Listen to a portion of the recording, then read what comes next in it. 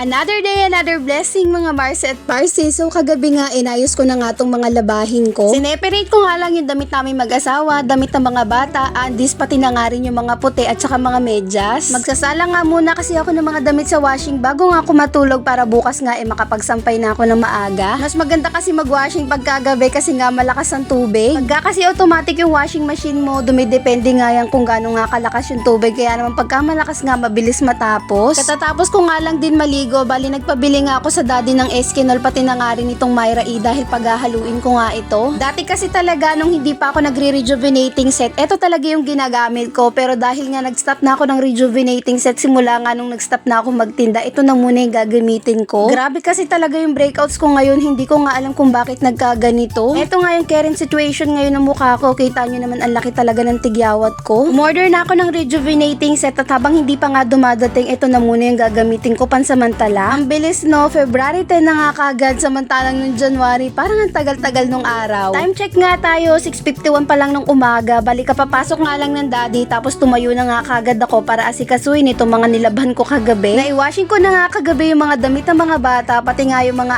andis, bali yung huli ko na nga naisalang yung mga damit namin mag-asawa, kaya ito na nga lang yung hindi ko pa nailalabas sa washing. Ang ganda kasi sa automatic washing machine, kahit hindi mo siya bantayan at tulugan mo lang, kusa na nga yung mag-o-off pagka natapos na.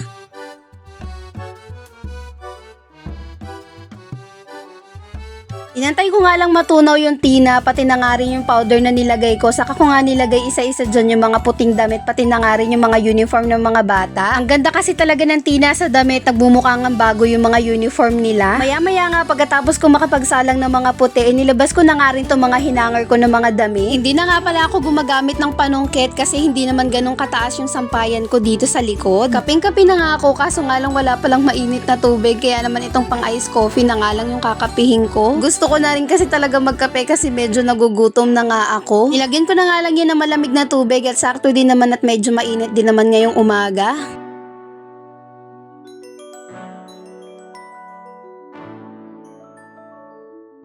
Napapatulala na nga lang ako kasi ang dami kong ligpitin dito sa may sala. Alam nyo yun, hindi na talaga nauubos yung mga gawain at ligpitin natin. Meron nga kaming love letter na dumating kahapon. Ito nga yung disconnection at ngayon ko pa nga lang inopen. Ang laki nga ng bill namin this month, 1,348. Di ko pa nga din nauubos yung kape ko pero magsisimula na nga ako magligpit dito sa may sala. Ewan ko ba kahit anong ayos ko nga dito sa balot ng upuan lagi na nga lang magulo. Siguro nga sa isang araw hindi lang ako isang beses nagliligpit nito. Ito lang muna pansamantala yung binalot ko dito sa upuan kasi yung pinakabalot nito nandun pa nga sa laban at hindi ko pa talaga nalalabhan.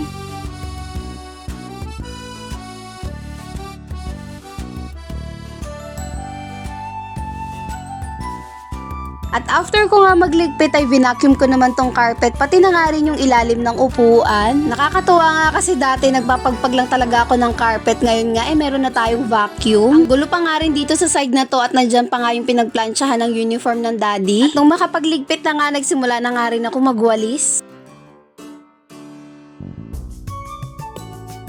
Nagpunas na nga rin ako dito sa may ibabaw ng TV rack, tapos niligpit ko na nga itong mga in-order ko sa Shopee. Order kasi ako ng mga ibibigay ng mga bata para sa teacher nila ngayong Valentine's. At tinuloy-tuloy ko nga lang din yung pagwawalis hanggang dito kasi nga kagabi hindi talaga ako nakapagwalis bago nga matulog. Maglilinis nga muna ako habang hindi pa nga tapos yung mga puti dun sa washing. At habang nagliligpit nga ako dito magsha-shoutout muna ako. Shoutout po kay Jenilyn Javier Ilagan from Batangas. Shoutout po kay Marisa De Leon. Shoutout po kay Helena May Sandoy Trazo. At lastly, shoutout kay Cheryl Bentir. At mabalik na nga tayo dito sa ginagawa ko. Nagligpit nga lang muna ako dyan sa lamesa tapos sinunod ko na nga magwalis. O diba, ang aga-aga ng exercise natin paglilinis kagad ng bahay. At pagkatapos ko nga maglinis ay in-off ko na nga itong ilaw dito sa may sala. At yun lang muna mga Mars at Parsi. Salamat sa panonood. Till next video.